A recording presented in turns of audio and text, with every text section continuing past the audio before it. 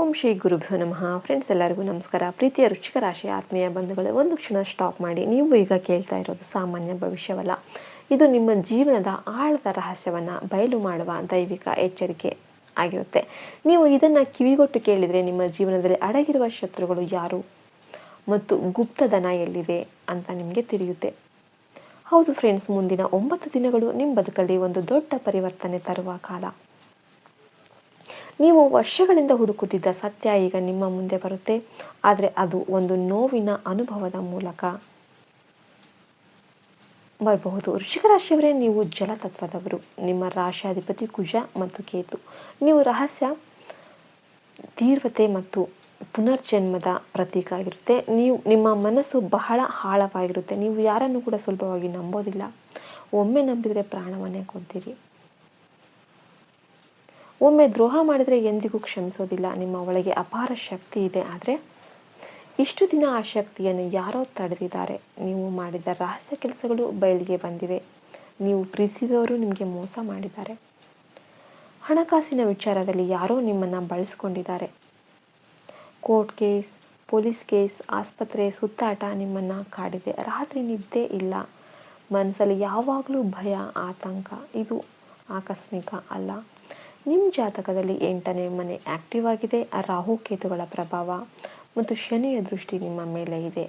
ನಿಮ್ಮ ಸುತ್ತ ಕೆಲವರು ತಂತ್ರ ಮಾಟ ಮಾಡುವ ಸಾಧ್ಯತೆ ಇದೆ. ಆದರೆ ಈಗ ಕೇಳಿ ವೃಶ್ಚಿಕ ರಾಶಿಯವರೇ, ಕಾಲ ಬದಲಾಗ್ತಾ ಇದೆ. ಕುಜಗ್ರಹ ಈಗ ನಿಮ್ಮ ರಾಶಿಯಲ್ಲಿ ಬಲಶಾಲಿಯಾಗಿದ್ದಾರೆ. ಗುರುಗ್ರಹದ ದೃಷ್ಟಿ ನಿಮ್ಮ ಮೇಲೆ ಬೀಳ್ತಾ ಇದೆ. ನಿಮ್ಮೊಳಗಿನ ನಾಗಶಕ್ತಿ ಎಚ್ಚರ ಆಗ್ತಾ ಇದೆ. ಮುಂದಿನ ದಿನಗಳಲ್ಲಿ ನೀವು ಒಂದು ಗೂಢ ಸಂಕೇತವನ್ನು ನೋಡ್ತೀರಿ.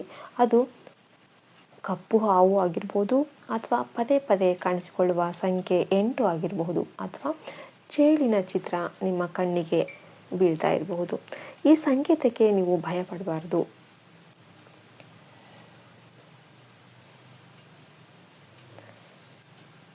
ಜೀವನದಲ್ಲಿ ಈ ಗುಪ್ತ ಧನ ಪ್ರಾಪ್ತಿಯಾಗುವ ಸೂಚನೆ ಆಗಿರುತ್ತೆ. ವೃಶ್ಚಿಕ ರಾಶಿಯವರೇ, ಈಗ ನೀವು 3 ವಿಷಯಗಳ ಬಗ್ಗೆ ಬಹಳ ಎಚ್ಚರಿಕೆಯಿಂದ ಇರಬೇಕು. ಮೊದಲನೇದು ನಿಮ್ಮ ಸೇಡಿನ ಮನೋಭಾವ. ಸೇಡು ತೀರಿಸಿಕೊಳ್ಳೋದಕ್ಕೆ ಹೋಗಿ ನೀವೇ ಕಾನೂನಿನ ಕುಣಿಕೆಗೆ ಸಿಕ್ಕಿ ಹಾಕಿಕೊಳ್ಬೇಡಿ. ಕರ್ಮಕ್ಕೆ ಬಿಟ್ಬಿಡಿ. ಎರಡನೆಯದು, ನಿಮ್ಮ ರಹಸ್ಯ ಯಾರಿಗೂ ನಿಮ್ಮ ವೈಯಕ್ತಿಕ ವಿಷಯ ಹೇಳಬಾರ್ದು. ನಿಮ್ಮ ದೌರ್ಬಲ್ಯವನ್ನು ಯಾರಿಗೂ ಕೂಡ ತೋರಿಸಬಾರ್ದು.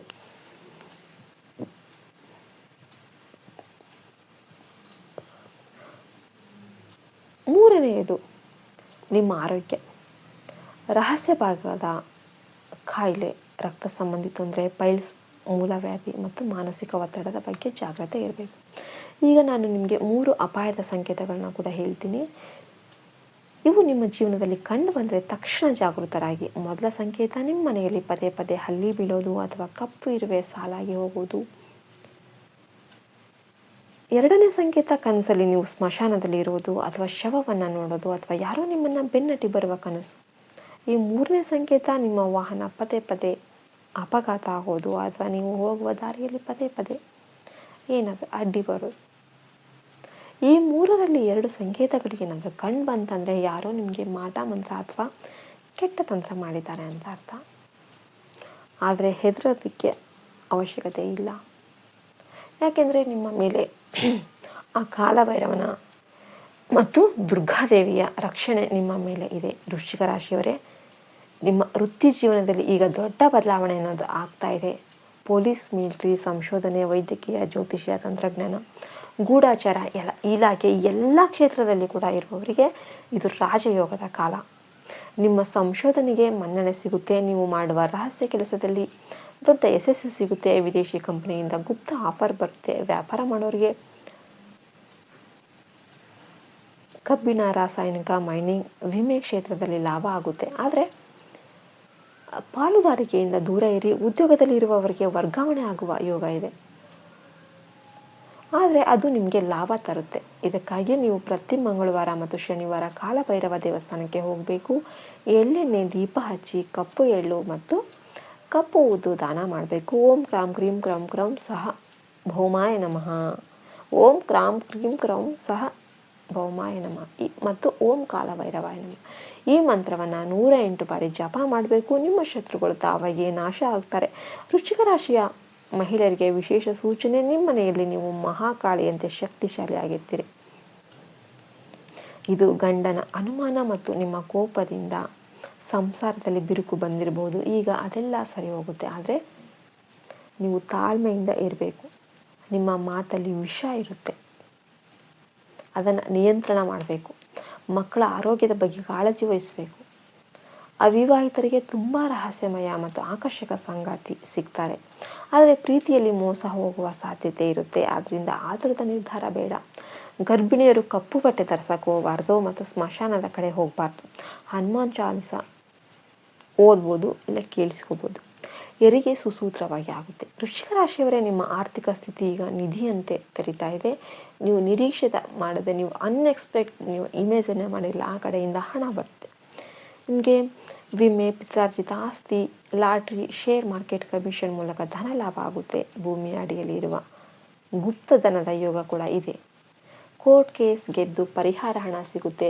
ಆದರೆ ತೆರಿಗೆ ಮತ್ತು ಕಾನೂನಿನ ವಿಚಾರದಲ್ಲಿ ಹುಷಾರಾಗಿರಬೇಕು. ನಿಮ್ಮ ಪತ್ರ ಸರಿಯಾಗಿ ಇಟ್ಕೋಬೇಕು. ಯಾರಿಗೂ ಬ್ಲ್ಯಾಂಕ್ ಚೆಕ್ಕನ್ನು ಕೊಡೋದಕ್ಕೆ ಹೋಗಬೇಡಿ. ನಿಮ್ಮ ಕೈಯಿಂದ ದಾನ ಹೆಚ್ಚು ನಡೀಲಿ. ಅದರಲ್ಲೂ ಕೂಡ ಶನಿವಾರದ ದಿನ ಕಪ್ಪು ಬಟ್ಟೆ, ಕಬ್ಬಿಣದ ವಸ್ತು, ಎಳ್ಳೆಣ್ಣೆ ಮತ್ತು ಕಪ್ಪು ಎಳ್ಳು ದಾನ ಮಾಡಿದರೆ ಶನಿ ಮತ್ತು ರಾಹು ದೋಷ ನಿವಾರಣೆ ಆಗುತ್ತೆ. ನಿಮ್ಮ ಮನೆಯ ನೈಋತ್ಯ ದಿಕ್ಕಿನಲ್ಲಿ ಒಂದು ಕಬ್ಬಿಣದ ವಸ್ತು ಇಟ್ಟು ಅದಕ್ಕೆ ಪ್ರತಿದಿನ ನಮಸ್ಕಾರ ಮಾಡಿ, ಶತ್ರುನಾಶ ಆಗ್ತಾನೆ. ನಿಮ್ಮ ಪರ್ಸಲ್ಲಿ ಒಂದು ಹವಳದ ಹರಳು ಅಥವಾ ಕೆಂಪು ದಾರದಲ್ಲಿ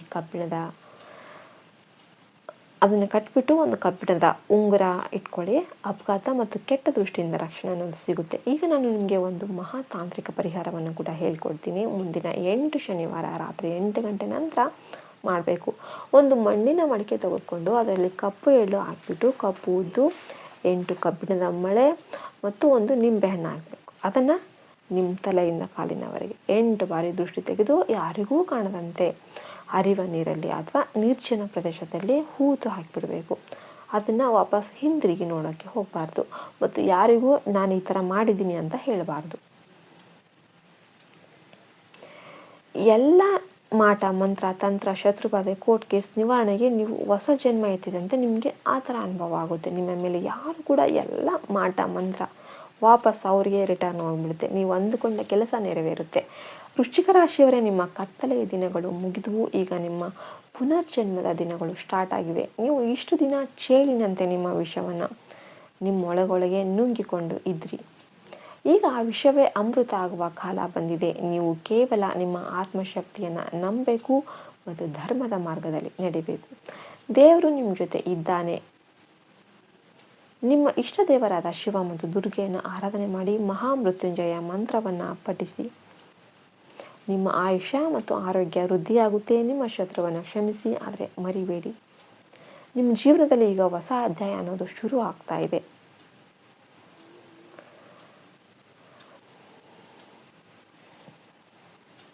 ನೀವು ಹುಟ್ಟಿದ್ದಕ್ಕೆ, ಸಾವನ್ನು ಗೆದ್ದು ಬದುಕೋದಕ್ಕೆ, ಸೋಲೋದಕ್ಕೆ ಅಲ್ವೇ ಅಲ್ಲ. ಈ ವಿಡಿಯೋ ನಿಮಗೆ ಇಷ್ಟ ಆಯಿತು ಅಂದರೆ ವಿಡಿಯೋಗೆ ಲೈಕ್ ಮಾಡಿ, ಜೈ ಶ್ರೀರಾಮ್ ಅಂತ ಕಮೆಂಟ್ ಮಾಡಿ, ಮಹಾಕಾಳಿ ಅಂತ ಕಮೆಂಟ್ ಮಾಡಿ, ಜೈ ಮಹಾಕಾಳಿ ಅಂತ ಕಮೆಂಟ್ ಮಾಡಿ. ಜೈ ಹಿಂದ್, ಜೈ ಭಾರತ್ ಮಾತೆ, ಹರಿ ಓಂ ತತ್ಸತ್, ಸರ್ವೇ ಜನ ಸುಖಿನೋ ಭವಂತು.